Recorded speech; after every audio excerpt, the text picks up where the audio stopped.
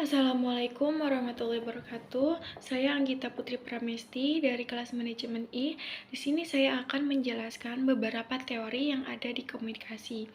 Pertama itu ada teori SR, kedua ada teori reseptif aktif, ketiga ada teori 3V atau teori Albert Mehrabian, dan keempat ada teknik influencing skill.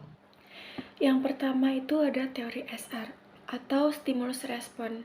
Teori ini menunjukkan sebagai proses aksi dan reaksi yang sangat sederhana.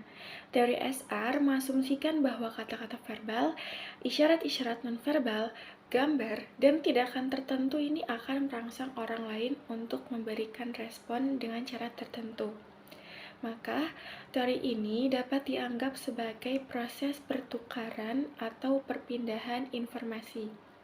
Proses ini dapat bersifat timbal balik dan mempunyai banyak efek. Setiap efek dapat mengubah tindakan komunikasi berikutnya. Ada 3 unsur di dalam teori SR ini. Yang pertama itu ada pesan, kedua ada komunikan, dan ketiga ada respon. Dampak yang diberikan sebagai respon dipengaruhi besar kecilnya stimulus. Semakin besar atau semakin sering stimulus yang diberikan, maka semakin besar pula tindakan atau respon yang terjadi. Kedua, ada teori reseptif aktif. Teori ini adalah teori yang menekankan pentingnya mendengarkan secara aktif dan memberikan umpan balik yang berarti. Teori ini didasarkan pada gagasan bahwa komunikasi yang efektif membutuhkan pemahaman yang mendalam tentang pesan dari pembicara dan kemampuan untuk menunjukkan pemahaman tersebut. Di dalam teori ini, yang powerful adalah komunikan. Ketiga, ada teori Albert Mehrabian. Ia menjelaskan dalam komunikasi, termasuk komunikasi public speaking, minimal ada 3 hal yang harus dioptimalkan dan menjadi modal dasar bagi seorang public speaker. Yang pertama itu ada verbal, kata-kata atau kalimat. Tingkat keefektifan dari verbal ini sebesar 7%. Jadi pembicara harus pandai memilih kata, kalimat, dan urutannya dalam menyampaikan materi. Kedua ada vokal, yaitu suara, artikulasi, intonasi, dan penekanan power suara. Tingkat keefektifannya itu sebesar 38%. Ketiga ada visual seperti gestur, eye contact, dan ekspresi wajah. Tingkat keefektifannya itu paling besar yaitu sebesar 55%. Profesor Mehrabian tidak mengatakan bahwa 3V ini dapat digunakan di segala kondisi.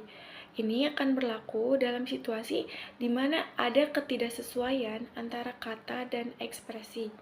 Artinya, saat kata tidak cocok dengan ekspresi wajah, maka orang cenderung akan percaya ekspresi wajah yang tampak, bukan kata-kata yang diucapkan. Yang keempat itu ada teknik influencing skill. Di teknik ini ada 4, yaitu skill matching. Skill matching adalah teknik di mana kita mencocokkan keterampilan dan perilaku dengan orang yang ingin kita pengaruhi. Yang kedua ada mirroring. Mirroring adalah teknik di mana kita meniru gerakan dan perilaku orang lain.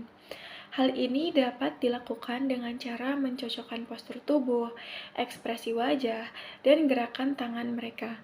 Ketiga ada building rapport. Jadi di building rapport ini adalah teknik membangun hubungan yang positif dengan orang lain. Hal ini dapat dilakukan dengan menunjukkan minat kepada mereka, mendengarkan mereka dengan penuh perhatian, dan menemukan kesamaan dengan mereka. Keempat ada hand gesture. Hand gesture adalah teknik menggunakan gerakan tangan untuk berkomunikasi. Gerakan tangan ini dapat membantu untuk menekankan poin-poin penting, menunjukkan antusiasme, dan membangun kepercayaan. Mungkin itu saja yang bisa saya sampaikan.